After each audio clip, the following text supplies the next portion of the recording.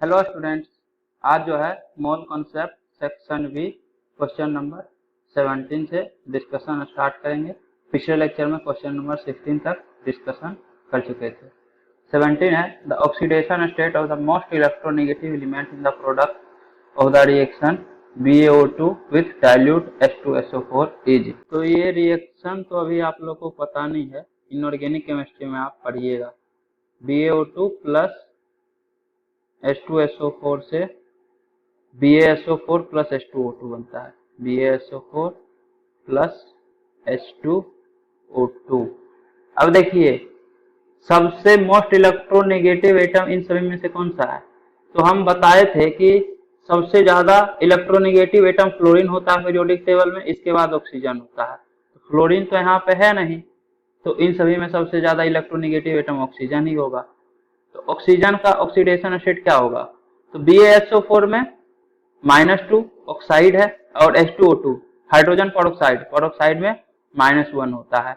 आप चाहें तो देख लीजिए, बेरियम एल्केलिन अर्थ मेटल है, इसका +2 होगा और सल्फर का +6 होता है। तो +8 प्लस ऑक्सीजन का मान लीजिए x, तो +4 इंटू एक्स, 4 ऑक्सीजन एटम है, +4x = 0 होना चाहिए। तो 4x = -8, x = -2। यहाँ हाइड्रोजन का +1 होता है, तो +1 इंटू 2, 2 हाइड्रोजन एटम है तो +2, और ऑक्सीजन का मान लीजिए x, तो 2 ऑक्सीजन है तो 2 ऑक्सीजन का ऑक्सीडेशन नंबर का सम होगा 2x = 0। तो 2x = -2, x = -1। तो मोस्ट इलेक्ट्रोनेगेटिव एलिमेंट का ऑक्सीडेशन नंबर है -1 एंड -2, ऑप्शन बी। इसके बाद question number 18, for the redox reaction this the correct coefficient of the reactant of the balanced reaction are. सबसे पहले तो इसको आपको बैलेंस करना है, तो ऑक्सीडेशन नंबर मेथड लगाइए। मैंगनीज +7 से +2 में गया तो कितना चेंज हुआ ऑक्सीडेशन नंबर? 5 का, तो डेल्टा = 5। कार्बन +3 में है, C2O4 2 माइनस में, यहाँ +4 में चला गया। तो एक कार्बन जो है +3 से +4 में जा रहा है, तो एक इलेक्ट्रॉन लूज कर रहा है, लेकिन यहाँ 2 कार्बन है तो ये 2 इलेक्ट्रॉन लूज करेगा। तो चेंज इन ऑक्सीडेशन नंबर 2 का होगा। एक कार्बन के करस्पॉन्डिंग 1 चेंज हो रहा है, तो 2 कार्बन के करस्पॉन्डिंग डेल्टा = 2। एक्सचेंज कर दीजिए, तो यहाँ 2 आएगा, यहाँ 5 आएगा। अब मैंगनीज यहाँ 2Mn2+ होगा, यहाँ 10CO2 होगा। ऑक्सीजन के अलावा सारा एटम बैलेंस हो गया। अब जो है H+ ऐड करके चार्ज बैलेंस कीजिए। H+ दिया हुआ है, मतलब एसिडिक मीडियम में बैलेंसिंग हो रहा है, तो कितना H+ होगा ताकि चार्ज बैलेंस हो जाए? तो यहाँ -2 चार्ज, MnO4 -1, 2 MnO4 माइनस है तो -2 चार्ज, यहाँ 2 माइनस चार्ज है, लेकिन 5 C2O4 2 माइनस है, ऑक्सीलेट आयन जो है 5 है, तो 5 × -2 -10, तो -12 चार्ज है रिएक्टेंट साइड। प्रोडक्ट साइड है आपके पास 2 × 2 +4, तो -12 और इधर +4 है, तो कितना H+ ऐड कीजिएगा तो +4 हो जाएगा। तो अगर 16 H+ ऐड कीजिएगा तो -12 + 16, ये +4 चार्ज इधर भी हो जाएगा और +4 चार्ज इधर भी हो जाएगा। यही तो हमको पता करना था, MnO4 माइनस का कोफिशिएंट कितना है, C2O4 2 माइनस का कोफिशिएंट कितना है, और H+ का कोफिशिएंट कितना है। तो 2 5 16, ऑप्शन ए। ऐसे ये कंप्लीट नहीं हुआ, कंप्लीट आपको H+ को भी, हाइड्रोजन एटम को भी बैलेंस करना पड़ेगा H2O ऐड करके। तो इधर 16 हाइड्रोजन एटम है, तो यहाँ 8 H2O लिखना पड़ेगा। अब आपका ये बैलेंस हो गया। अब आप चाहें तो ऑक्सीजन को चेक कर सकते हैं, ऑक्सीजन भी आपका बैलेंस हो गया। ऑक्सीडेशन नंबर मेथड में ऑक्सीजन बैलेंस करने का जरूरत नहीं रहता है, ये ऑटोमेटिक बैलेंस हो जाता है। देख लीजिए, 8 + 20 28, इधर 10 × 2 20 + 8 28 ऑक्सीजन एटम बैलेंस हो गया। ये तो हम पूरा बैलेंस करके दिखाए। एग्जाम हॉल में पूरा बैलेंस करने का जरूरत नहीं है, उसमें आप शॉर्टकट से कर सकते हैं। क्यों? देखिए, यहाँ पे आप मान लीजिए कि ये x है, ये y है, ये z है, तो x MnO4 माइनस से x Mn2+ बनेगा, प्लस CO2 वगैरह से तो जरूरत ही नहीं है, x y z ही फाइंड आउट करना है।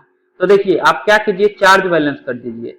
तो MnO4 माइनस से -1 चार्ज, तो x अगर है तो -x चार्ज होगा MnO4 माइनस पे, और इस पे 2 माइनस चार्ज है और y है आपके पास, तो -2y चार्ज होगा। और ZH+ है तो इसके कारण +Z चार्ज होगा। रिएक्टेंट साइड में जितना चार्ज है प्रोडक्ट साइड में भी उतना ही होना चाहिए। तो इधर आपका 2+ चार्ज है Mn पे और आपके पास XMn है तो ये 2x के इक्वल होगा। तो यहाँ से Z - 2y = 3x होना चाहिए। Z हाइड्रोजन -2y C2O4 2- तो 16 - 2 × 5 तो 16 - 10 6 हो जाएगा और 6 = 3 × x होना चाहिए। 3 × 2 6 हो जाता है, मतलब ये इक्वेशन को सेटिस्फाई कर रहा है। तो ऑप्शन ए ही करेक्ट होगा। इसका 2 होगा, x का वैल्यू 2, y का वैल्यू 5 और z का वैल्यू 16। तो आप डायरेक्ट चार्ज बैलेंस से भी आंसर फाइंड आउट कर सकते हैं। बाकी में देखिएगा तो नहीं आएगा। 2 - 10 ये तो निगेटिव में चला जाएगा, जबकि हम x माने थे, कोफिशिएंट तो हमेशा पॉजिटिव होगा। यहाँ माइनस के कारण हम चार्ज मैग्नीट्यूड के साथ ले लिए कि अगर x है तो -x चार्ज होगा, तो हमेशा XYZ पॉजिटिव में ही आएगा। जबकि 2 - 10 ये -8 आ जा रहा है, ये 3 × पॉजिटिव नंबर, ये तो पॉजिटिव ही होगा हमेशा। तो Z - 2y भी पॉजिटिव होना चाहिए, तो ये भी गलत हो गया। 2 - 32 ये भी नेगेटिव आ रहा है, गलत। 5 - 32 ये भी गलत। सब नेगेटिव आ रहा है Z - 2y, जबकि आना चाहिए पॉजिटिव। सिर्फ ए में ही पॉजिटिव आ रहा है। तो आप डायरेक्ट चार्ज बैलेंस करके कर सकते हैं। इसके बाद नेक्स्ट क्वेश्चन है the normality of 0.3 phosphorous acid H3PO3 is. तो नॉर्मेलिटी जो है अभी हम लोग नहीं पढ़े हैं। ये आपसे क्वेश्चन अगर नहीं भी बना है तो कोई दिक्कत नहीं है, इसे हम बता देते हैं ये क्या होता है। नॉर्मेलिटी होता है आपका मोलरिटी इंटू वैलेंस फैक्टर, और वैलेंस फैक्टर एसिड के केस में होता है। ये एसिड जो है कितना H+ रिलीज करेगा वही एसिड का वैलेंस फैक्टर हो जाता है। तो H3PO3 कितना एसिड रिलीज करेगा, जैसे H2SO4 2H+ रिलीज करता है, H3PO3 कितना करेगा। तो अगर आप केमिकल बॉन्डिंग नहीं पढ़े हैं तो आप बोल सकते हैं कि ये 3H+ रिलीज करेगा, जबकि ऐसा नहीं है। H3PO3 का स्ट्रक्चर होता है P double bond O H OH OH। इस केस में यही दो हाइड्रोजन जो है एसिडिक है, ये आपका एसिडिक हाइड्रोजन नहीं होता है फॉस्फोरस से कनेक्टेड। H2SO4 में ये दोनों एसिडिक इसलिए है क्योंकि सल्फ्यूरिक एसिड का स्ट्रक्चर होता है S double bond O OH OH। दोनों हाइड्रोजन जो है ऑक्सीजन से कनेक्टेड है, इसलिए ये एसिडिक हाइड्रोजन रहता है। तो इस केस में ये 2H+ रिलीज करेगा, एक H2SO4 अगर आपके पास है तो। लेकिन H3PO3 में ऐसा नहीं होता, ये 3H+ तो है लेकिन 2 ही H+ रिलीज करेगा। जैसे इसी में हो जाता है आपका H3PO2, तो इस केस में स्ट्रक्चर होता है P double bond O H OH। तो 3 हाइड्रोजन है लेकिन एक ही हाइड्रोजन एसिडिक रहता है, तो ये 1 H+ रिलीज करेगा। H3PO3 2 H+ रिलीज करेगा, तो H3PO3 का वैलेंस फैक्टर हो जाएगा 2। तो मोलरिटी 0.3 है, वैलेंस फैक्टर है 2, तो नॉर्मेलिटी होगा 0.3 × 2, तो ये 0.6 होगा। यहाँ जब आप इक्विवेलेंट कॉन्सेप्ट पढ़ लीजिएगा तब भी ये अच्छा ही क्वेश्चन रहेगा, क्योंकि जल्दी जल्दी में स्टूडेंट्स गलती कर देते हैं। आप मान लीजिएगा वैलेंस फैक्टर 3 है, 3H+ है तो तीनों H+ रिलीज कर देगा। तो एसिड का वैलेंस फैक्टर होता है number of H+ release by 1 molecule of acid. तो एक मोलिक्यूल के द्वारा आप सोचिएगा कि 3H+ रिलीज होगा, तो आप 0.3 × 3 0.9 ऑप्शन बी मारिएगा, जो कि गलत हो जाएगा। आंसर होगा डी 0.6। नेक्स्ट क्वेश्चन है the oxidation number of sulphur in acid H2F2 H2S respectively are. तो आपको सल्फर का ऑक्सीडेशन नंबर बताना है, इन तीनों में क्या क्या होगा। तो एसिड ये तो एलिमेंटल स्टेट है सल्फर का, इसमें तो 0 ही होगा। अगर आपको पता नहीं है कि ये एलिमेंटल स्टेट है तो इसका स्ट्रक्चर पता होना चाहिए। अगर नहीं पता है तो वो केमिकल बॉन्डिंग में हम लोग पढ़ेंगे। ये क्राउन स्ट्रक्चर होता है acid, sulphur sulphur sulphur sulphur sulphur, उसके बाद सल्फर सल्फर सल्फर।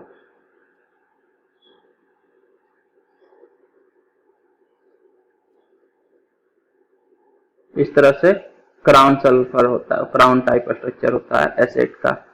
तो देखिए सल्फर से सल्फर ही कनेक्टेड है, इलेक्ट्रोनेगेटिविटी सेम होगा क्योंकि हाइब्रिडाइजेशन भी सेम होता है। सभी सल्फर का हाइब्रिडाइजेशन 2 लोन पेयर होगा, 2 लोन पेयर सब पे होगा। हाइब्रिडाइजेशन sp3 होता है सभी का, तो इलेक्ट्रोनेगेटिविटी भी सेम है। तो इस सल्फर से ना तो ये सल्फर इलेक्ट्रॉन छीन पाएगा ना ये सल्फर, तो ऑक्सीडेशन नंबर 0। सिमिलरली इस केस में भी इलेक्ट्रोनेगेटिविटी सेम है, तो ना तो ये सल्फर छीन पाएगा ना ये सल्फर, तो इसलिए ऑक्सीडेशन नंबर 0। सिमिलरली 0 0 0 0 0 0।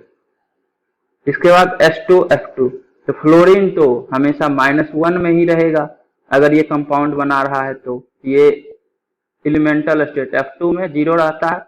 बाकी किसी के साथ भी अगर कंपाउंड बनाया है तो ये हमेशा -1 रहेगा। तो सल्फर का आप X मान लीजिए, तो 2 सल्फर के कारण ऑक्सीडेशन स्टेट 2x होगा और 2 फ्लोरीन का -2, दोनों का सम 0 होना चाहिए, तो x = +1। तो सल्फर का ऑक्सीडेशन नंबर +1 होगा, 0 +1। H2S में हाइड्रोजन +1, तो सल्फर -2 होगा, -2 तभी तो 2 हाइड्रोजन मिलके +2 और ये -2 0 होगा, तो 0 -1 -2, सॉरी 0 +1 -2, 0 +1 -2, ऑप्शन ए यही करेक्ट है। इसका तो चेक करने का जरूरत भी नहीं था, सब जगह +1 ही दिया हुआ है। तो एग्जाम हॉल में ऑप्शन भी चेक कीजिए, ऐसा नहीं कि आप क्वेश्चन देखे बनाना स्टार्ट कर दिए। हो सकता है बना दे लेकिन टाइम तो लगेगा, इसको सोल्व करने का जरूरत नहीं है तो क्यों सोल्व करें। तो ऑप्शन वगैरह भी एक बार जरूर चेक किया कीजिए एग्जाम हॉल में। इसके बाद नेक्स्ट क्वेश्चन है, amongst the following identify the species with an atom in +6 oxidation state. तो इस सभी स्पीशीज में आपको बताना है कोई ऐसा आइटम जिसमें कि +6 ऑक्सीडेशन स्टेट हो। ये -2 होगा ऑक्सीजन का, तो मैंगनीज +7 हो जाएगा, +7 और -8 -1, तो इस पे चार्ज -1 होना चाहिए। Cn ये साइनाइड होता है, Cn-, तो 6 Cn है, Cn- है, तो Cn- के कारण चार्ज होगा -6। क्रोमियम है +3 होगा तभी, तो +3 और -6 -3 चार्ज हो जाएगा। क्लोरीन पे -1, तो निकल पे ये -6 और हमको -2 चाहिए, तो ये +4 होगा तभी, तो +4 और -6 -2, -1 क्लोरीन का और -2, 2 क्लोरीन के कारण -2 और 2 ऑक्सीजन के कारण -4, तो क्रोमियम +6 होगा, तभी सम जो है 0 होगा, +6 -4 -2, तो +6 ऑक्सीडेशन स्टेट क्रोमियम का है ऑप्शन डी में। बाकी किसी में भी +6 ऑक्सीडेशन नंबर नहीं है किसी भी एटम का। इसके बाद नेक्स्ट है the reaction of this 3ClO- से ClO3- + 2Cl- is an example of. तो यहाँ पे देखिए ऑक्सीजन तो -2 में ही है हर एक जगह, क्लोरीन यहाँ पे +1 में है, तभी तो सम +1 और -2 ये आयन में जितना चार्ज रहता है उसके इक्वल होना चाहिए, तो ये -1 होगा और ClO- पे चार्ज भी -1 है, तो यहाँ पे क्लोरीन का ऑक्सीडेशन नंबर +1 है, तो यहाँ पे +5 और -2, तो -2 × 3 -6 +5 -6 -1 और यहाँ -1, तो +1 से +5 +1 से -1, तो ऑक्सीडेशन भी हो रहा है रिडक्शन भी हो रहा है सेम एलिमेंट का, तो ये डिस्प्रोपोर्शनेशन रिएक्शन कहलाएगा, ऑप्शन सी। इसके बाद नेक्स्ट क्वेश्चन है an aqueous solution of 6.3 gram oxalic acid dihydrate is made up to 250 ml. The volume of 0.1 NaOH required to completely neutralize 10 ml of this solution is। तो इस case में आपको बोला गया है कि 250 ml में 6.3 ग्राम ऑक्जेलिक एसिड डाइहाइड्रेट मिला रहे हैं और फिर इसमें जो है 0.1 NaOH, मतलब कोई दूसरा सॉल्यूशन है 0.1 NaOH का, इसका कितना वॉल्यूम मिक्स करेंगे ताकि कंप्लीटली न्यूट्रलाइज हो जाए जितना ऑक्जेलिक एसिड डाइहाइड्रेट है। इस 10 ml, मतलब ये 250 ml का सॉल्यूशन प्रिपेयर कर लिए, उसमें से 10 ml हम दूसरे कंटेनर में मिला अलग कर लिए। सबसे पहले तो आप इसको मिक्स कीजिए सॉल्यूशन में। तो ऑक्जेलिक एसिड का फॉर्मूला पता है, ये होता है H2C2O4, ओम्स गए बताए थे IUPAC नोमेनक्लेचर में, COH ये आपका ऑक्जेलिक एसिड होता है H2C2O4, लेकिन ऑक्जेलिक एसिड डाइहाइड्रेट है, मतलब H2C2O4.2H2O, ये आपका ऑक्जेलिक एसिड डाइहाइड्रेट कहलाएगा। इसका 6.3 ग्राम मिला रहे हैं 250 ml में, तो नंबर ऑफ मोल कितना होगा? अगर 6.3 ग्राम वेट है तो नंबर ऑफ मोल होगा total weight 6.3 divided by gram molecular mass, तो ग्राम मोलिकुलर मास होगा 2 plus 12 into 2 24 plus 16 into 4 64 plus H2O का 18 होता है, 2 H2O है तो प्लस 36, तो ये हो जाएगा 26 प्लस 64 90 प्लस 36 126, तो नंबर ऑफ मोल होगा आपके पास 6.3 डिवाइडेड बाय 126, मतलब 1/20 मोल है आपके पास। 250 ml सॉल्यूशन में 1/20 मोल मिक्स कर रहे हैं, तो इसका 10 ml सॉल्यूशन में कितना मोल रहेगा ऑक्जेलिक एसिड डाइहाइड्रेट का? तो 250 ml में 1/20 मोल है, तो 1 ml में 1/20 इंटू 1/250 मोल होगा, तो 10 ml सॉल्यूशन में इतना 1 ml सॉल्यूशन में नंबर ऑफ मोल है, तो 10 ml में इसका 10 टाइम्स हो जाएगा, तो ये 1/500 मोल है ऑक्जेलिक एसिड डाइहाइड्रेट का। ऑक्जेलिक एसिड डाइहाइड्रेट का पता चल गया 1/500 मोल है, और ये नॉर्मेलिटी है 0.1 n, और नॉर्मेलिटी का फॉर्मूला होता है molarity into valence factor. Base के केस में वैलेंस फैक्टर होता है number of OH minus release by 1 molecule of base, तो एक बेस जो है कितना OH माइनस रिलीज करेगा? अगर एक मोलिक्यूल है NaOH का, तो ये एक OH माइनस रिलीज करेगा, मतलब वैलेंस फैक्टर 1 हो गया, तो जितना नॉर्मेलिटी है उतना ही मोलरिटी भी होगा NaOH का, तो आपके पास 0.1 m NaOH सॉल्यूशन है। नॉर्मेलिटी वगैरह के बारे में हम लोग डिटेल में पढ़ेंगे इक्विवेलेंट कंसेप्ट में। उसके बाद ये क्वेश्चन और भी इजी हो जाएगा। अगर इक्विवेलेंट कंसेप्ट हम लोग का पढ़ा हुआ रहता तो हम लोग बस नंबर ऑफ इक्विवेलेंट इक्वल कर देते दोनों का, और नंबर ऑफ इक्विवेलेंट क्या होता है तो वो सब वहीं देखेंगे, छोड़ दीजिए अभी। तो 0.1 m NaOH है, तो इसका रिएक्शन पहले देखिए, NaOH plus H2C2O4 oxalic acid और सोडियम हाइड्रोक्साइड ही रिएक्शन करेगा। सॉल्यूशन में तो ऐसे भी डाइहाइड्रेट का कोई मतलब ही नहीं है, जैसे ही पानी में मिलाए तो H2O तो रहता ही है, तो सभी हाइड्रेटेड हो ही जाता है। रिएक्शन एक्चुअली में बेस और एसिड का होगा, तो ट्वाइस NaOH प्लस H2C2O4 से twice Na2C2O4 plus twice H2O बनेगा। ये एक्चुअली में COH और COH ये ऑक्जेलिक एसिड होता है। NaOH ये अपना H प्लस और ये OH माइनस जाएगा, तो CO माइनस बनेगा और यहाँ Na प्लस आ जाएगा साथ में, और ये H प्लस और OH माइनस से प्लस H2O होगा। सिमिलरली एक और NaOH का OH माइनस और ये H प्लस जाएगा, तो एक और H2O हो जाएगा और CO माइनस होगा और इसके साथ Na प्लस, तो ये Na2C2O4 प्लस ट्वाइस H2O। तो देखिए ट्वाइस NaOH प्लस H2C2O4 से ट्वाइस दिस प्लस दिस बन रहा है, तो एक मोल ऑक्जेलिक एसिड के लिए 2 मोल सोडियम हाइड्रोक्साइड का चाहिए। आपके पास 10 ml में 1/500 मोल है ऑक्जेलिक एसिड डाइहाइड्रेट का, मतलब 1/500 मोल ऑक्जेलिक एसिड का है, तो इसका डबल चाहिए NaOH, तो 2/500 मोल चाहिए NaOH का, तो ये सॉल्यूशन से आएगा। तो कितना सॉल्यूशन में 2/500 मोल NaOH होगा? तो सॉल्यूशन का मोलरिटी दिया हुआ है 0.1 m, तो नंबर ऑफ मोल क्या होगा? मोलरिटी इंटू वॉल्यूम, तो और ये नंबर ऑफ मोल 2/500 होना चाहिए, तो यहाँ से 0.1 इंटू वॉल्यूम, तो वॉल्यूम इक्वल टू होगा 2/500, ये इस तरह से इंटू 10 हो जाएगा, तो 2/50 लीटर, या इसी को बोलिए 2/50 इंटू 1000 ml, तो ये 5 से 20 टाइम 20 इंटू 2, तो 40 ml 0.1 n NaOH अगर रहेगा तो वो completely 10 ml oxalic acid dihydrate के सॉल्यूशन को न्यूट्रलाइज कर देगा, ऑप्शन ए।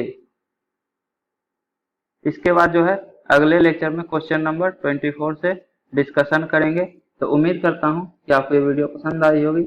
यदि आपको ये वीडियो पसंद आई है तो इसे लाइक करें, कमेंट करें और अपने दोस्तों के बीच शेयर करना ना भूलें। Thank you.